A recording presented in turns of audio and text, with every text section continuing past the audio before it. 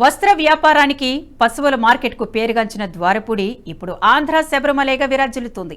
ద్వారపుడి ఇది ఒకప్పుడు టోకు వస్త్ర వ్యాపారానికి కేంద్రంగా ఉండేది. కానీ ఇప్పుడు గొప్ప ఆధ్యాత్మిక కేంద్రంగా విలసిల్లుతోంది.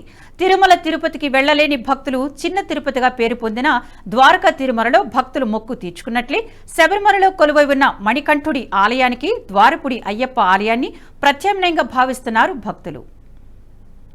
వ్యాపారానికి పశువుల మార్కెట్కు పేరుగాంచిన ద్వారపుడి ఇప్పుడు ఆంధ్ర శబరిమలైగా విరాజిల్లుతోంది. ద్వారపుడి ఇది ఒకప్పుడు టోకు వస్త్ర వ్యాపారానికి కేంద్రంగా ఉండేది. కానీ ఇప్పుడు గొప్ప ఆధ్యాత్మిక కేంద్రంగా విలసిల్లుతోంది. తిరుమల తిరుపతికి వెళ్లలేని భక్తులు చిన్న తిరుపతిగా పేరొందిన ద్వారకా తిరుమలలో భక్తులు మొక్కు తీర్చుకున్నట్లే శబరిమలలో కొలువై ఉన్న మణికంఠుడి ఆలయానికి ద్వారపుడి అయ్యప్ప ఆలయాన్ని ప్రత్యామ్నాయంగా భావిస్తున్నారు భక్తులు. శబరిమల అయ్యప్ప ఆలయం మాదిరిగా ద్వారంపూడిలో కూడా ఆ మణికంఠుడి ఆలయం నిర్మించారు. అందుకే ద్వారపుడి ఇప్పుడు ఆంధ్ర శబరిమలగా ప్రఖ్యాతమైంది.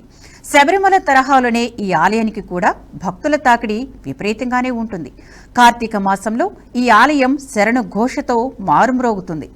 లక్షలాది మంది మాలధారణ చేసి కఠోర దీక్షను పాటించి వివిధ కారణాలతో శబరిమల వెళ్లలేని అయ్యప్ప మాలధారులకు ప్రత్యామ్నాయంగా ఈ ద్వారంపూడి అయ్యప్ప దర్శనానికి వెళుతున్నారు.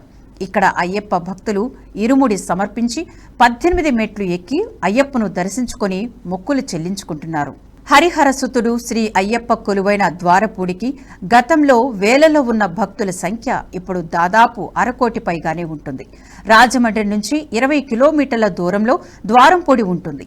1969లో వస్త్ర వ్యాపారం కోసం తమిళనాడు నుంచి కనకరాజు అనే అయ్యప్ప భక్తులు ద్వారపూడి వచ్చి ఇక్కడే స్థిరపడిపోయారు. అయ్యప్ప స్వామి అనుగ్రహంతోనే తనకు సంతానం కలిగిందన్న సంతోషంతో 1980లో ఆలయ నిర్మాణానికి సంకల్పించారు. 1983లో ఆలయ నిర్మాణానికి శంకుస్థాపన జరిగింది. ఇక్కడ 1989లో కంచి కామకోటి పీఠాధిపతి జయేంద్ర సరస్వతి ఈ అయ్యప్ప విగ్రహాన్ని ప్రతిష్ఠించారు. 6 ఎకరాల విశాలమైన ప్రాంగణంలో ఈ పుణ్యధామం నిర్మితమైంది. ఈ ఆలయంలో ఒక్క అయ్యప్ప గుడే కాదు, గణపతి, ఆంజనేయుడు, నటరాజస్వామి, ఏడుకొండల స్వామి, వెంకటేశ్వరుడితో పాటు సాయిబాబా మందిరాలు కూడా ఉన్నాయి. ఈ ఆలయంలో మహిమాన్వితంగా భావించే 18 మెట్లను ఏకశిలపై నిర్మించి బంగారు తపడం ఏర్పాటు చేశారు. శబరిమల ఆలయానికి అచ్చుగుద్దినట్లు ఉండే ఈ గుడిలో పూజలు కూడా ఆ విధానంలోనే నిర్వహిస్తారు. ఈ ఆలయంలో నిత్యాన్నదానం కూడా జరుగుతుంది. ఇక్కడ ఉమారామలింగేశ్వర స్వామి ఆలయంలో శివలింగం నేల నుంచి 4వ అంతస్తు వరకు పొడవుగా ఉంటుంది. పై అంతస్తులోని శివలింగానికి అభిషేకం చేస్తే 4వ అంతస్తులో ఉన్న 18 శివలింగాల మీద అభిషేక జలం పడుతుంది. ఈ ఆలయం పక్కనే ఆంధ్ర వైకుంఠంగా పిలుచుకునే వెంకటేశ్వర స్వామి ఆలయం ఉంది. ఈ ప్రాంగణంలో వేణుగోపాల స్వామి, సీతారామస్వామి, యమధర్మరాజు, స్ఫటికలింగ దేవాలయాలు ఉన్నాయి. భక్తులంతా దర్శించుకోవలసిన ఈ ఆధ్యాత్మిక ప్రదేశానికి రాజమండ్రి నుంచి రైలు, బస్సు సౌకర్యం ఉంది.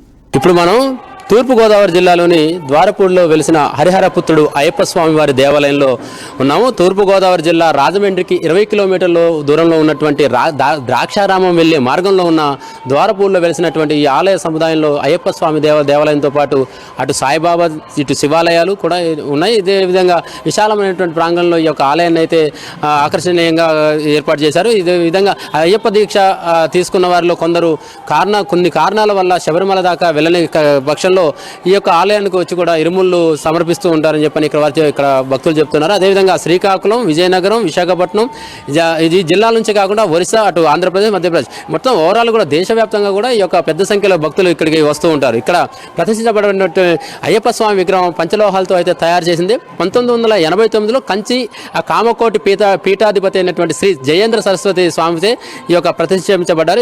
ఈ యొక్క విగ్రహం ఇక్కడ స్వామివారి సన్నిధికి రావడానికి ఏర్పాటు చేసినటువంటి 18 మెట్లకి ఒక విశేషం ఉంది.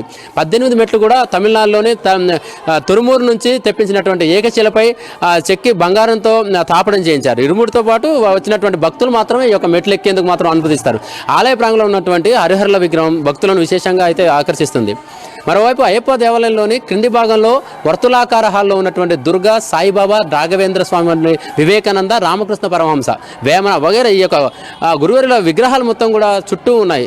ఈ పై అంతస్తులో ఉన్నటువంటి హరిహరసుడైన అయ్యప్ప స్వామిని మాత్రం నిత్యం పూజలు అందుకుంటూ ఉంటారు. ఈ అయ్యప్ప స్వామి ఆలయంలోంచి ప్రక్కనే ఉన్నటువంటి సాయిబాబా ఆలయంలో త్రోవ ఉన్నది. ఈ యొక్క ఆ బాబా దర్శనానికి భక్తులు వస్తూ ఉంటారు. ఇప్పటికీ ఎక్కడ ఏదైనప్పటికీ రంగనాథ స్వామి విగ్రహం కూడా ఇక్కడ కనబడుతూ ఉంటుంది. ఆ స్వామివారిని సేవించుకోవడానికి బయటకు వస్తే ఆ మార్గం ఎత్తుగా ఉన్నటువంటి ఒక పెద్ద నందీశ్వరుని దగ్గరకు తీసుకువెళ్తుంది. నందీశ్వరుని ఎదురుగా ఉన్నటువంటి పాలరాతితో నిర్మించబడినటువంటి 4 అంతస్తుల శ్రీ ఉమా విశ్వేశ్వర స్వామి ఆలయాన్ని దర్శించుకోవచ్చు. ఈ ఆలయానికి కొన్ని విశేషాలు అయితే ఉన్నాయని ఇక్కడ భక్తులు అయితే చెప్తున్నారు. ఇక్కడ శివలింగం చాలా పొడుగ్గా ఉంటుంది, అంతవరకు ఉంటుంది. అమ్మవారికి అఖిలాండేశ్వరి, అంతేకాదు ఆ గంగోత్రి, యమునోత్రి, కేదార్నాథ్, బద్రీనాథ్, ఆ బ్రహ్మకపాలం, అటు అమర్నాథ్, ఓంకార్, కాశీ, రిషికేశ్, హరిద్వార్ మొదలగు క్షేత్రాల నుంచి తెచ్చినటువంటి 18 లింగాలను ఇక్కడ ఈ అంతస్తులో ప్రతిష్ఠాపించారు. పంబా తీరవాసి పంబల రాజకుమారుడైన అయ్యప్ప స్వామి దర్శనం జన్మ జన్మల పుణ్యఫలం. ఇక్కడున్న పంచదీప స్తంభాల ప్రభలు వెలువరిస్తుండగా తమసోమా జ్యోతిర్గమయ భక్తుల కష్టాలనే చీకట్లను తొలగించే స్వామి రూపం అద్భుతం. ద్వారపుడిలో రమణీయ తేజో విరాజితుడైన స్వామివారి దర్శనంతో భక్తులు అనంత ఆనందాన్ని పొందుతున్నారు.